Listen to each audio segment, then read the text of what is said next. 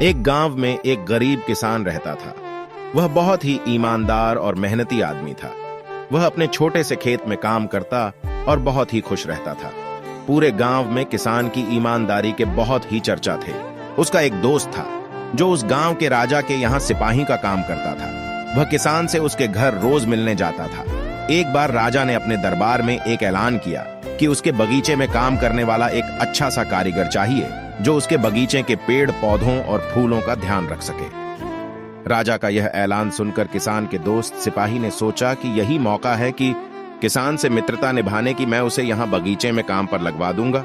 उसका वह मेरा साथ भी रहेगा एवं किसान का भला भी हो जाएगा। यह सोचकर उसने राजा से कहा कि महाराज, मैं आपके लिए एक ऐसे आदमी को लेकर आऊंगा जो यह काम अच्छे से कर लेगा। सभी राजा ने उस सिपाही को आदेश दिया कि जाओ, कल से ही बगीचे में काम करने के लिए कह दो। उसी वक्त वह सिपाही अपने दोस्त किसान के पास पहुंच गया और उसने किसान को बगीचे के काम की सारी बात बता दी और किसान ने भी काम करने के लिए खुशी खुशी हाँ कर दिया। अगले ही दिन अपने दोस्त के साथ राजमहल पहुंच गया। सिपाही उसे राजा के सामने लेकर गया और राजा ने उस किसान को बगीचे की पूरी देखभाल का काम सौंप दिया। राजा ने कहा, तुम अगर पूरी ईमानदारी के साथ काम करोगे तो तुम्हें 50 सोने की मुद्राएं हर महीने दूंगा। किसान खुशी खुशी बगीचे में काम करने के लिए हाँ कर देता है और वह उसी वक्त बगीचे में काम करने लगा। किसान बगीचे में बहुत दिल लगाकर काम करता था। कुछ दिन बीत गए। किसान ने बगीचे को बहुत सुंदर व हरा भरा बना दिया।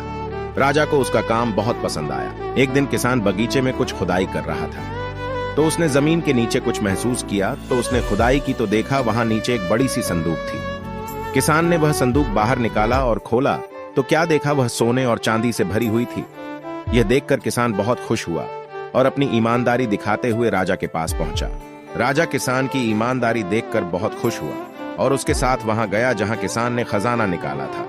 राजा ने देखा तो कहा, यह खजाना तो हमारे पुरखों का है, हम कई वर्षों से इसे खोज रहे थे। खजाना देख राजा बहुत ही खुश हो जाता है। राजा अगले दिन किसान को पूछता है, तुम्हें क्या इनाम चाहिए? किसान बोला, मालिक, मुझे कुछ नहीं चाहिए, मेरे पास जो भी है मैं उसी में खुश हूं। राजा उसकी इतनी अच्छी बात सुनकर और खुश हो गया और उसने किसान को अपना मंत्री बनाने का फैसला किया। किसान ने राजा की बात मान ली और मंत्री बन गया।